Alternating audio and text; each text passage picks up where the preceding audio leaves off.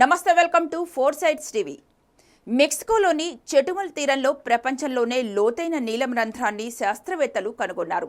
దీనికి తాంజా బ్లూహోల్గా నామకరణం చేశారు.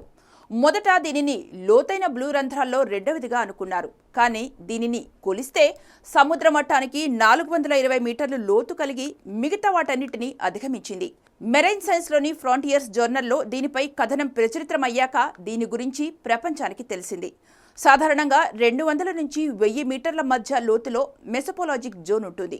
ఈ జోన్లో సూర్యుడి వెలుగు తగ్గుతుంది. ఈ చీకటి ప్రాంతంలోనే ఎక్కువ జలచరాలు జీవిస్తాయి.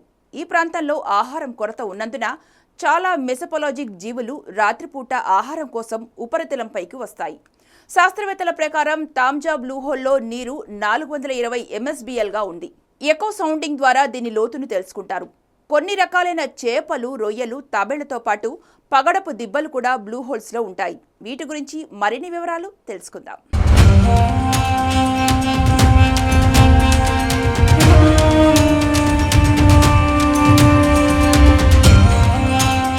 అంతుచిక్కని ఈ బ్లూ హోల్స్ ఆకారాలన్నీ ఒకే విధంగా ఉండవు.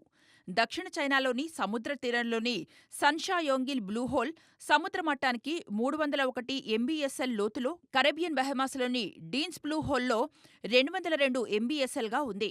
భూమిలోని సున్నపురాయి, జిప్సం, పాలరాయి వంటి రాళ్లు కరిగిపోయిన ఖాళీలలో ఈ నీలి రంధ్రాలు ఏర్పడతాయి.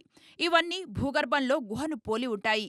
బ్లూహోల్స్ సాధారణంగా మంచినీరు, సముద్రపు నీరు కలిసిన అలల ప్రభావంతో ఏర్పడతాయి. అవి సముద్ర మట్టానికి దిగువన చాలా లోతు వరకు విస్తరించి ఉంటాయి. అన్ని నీలిరంగు రంధ్రాలు ఉపరితలం వద్ద మంచినీటి పొరను కలిగి ఉంటాయి. లోతు పెరిగే కొద్దీ మరింత ఉప్పునీటిని కలిగి ఉంటాయి. ఈజిప్టులోని రెడ్ సీ బ్లూహోల్కు డైవర్స్ శ్మశానవాటిక అని పేరు పెట్టారు.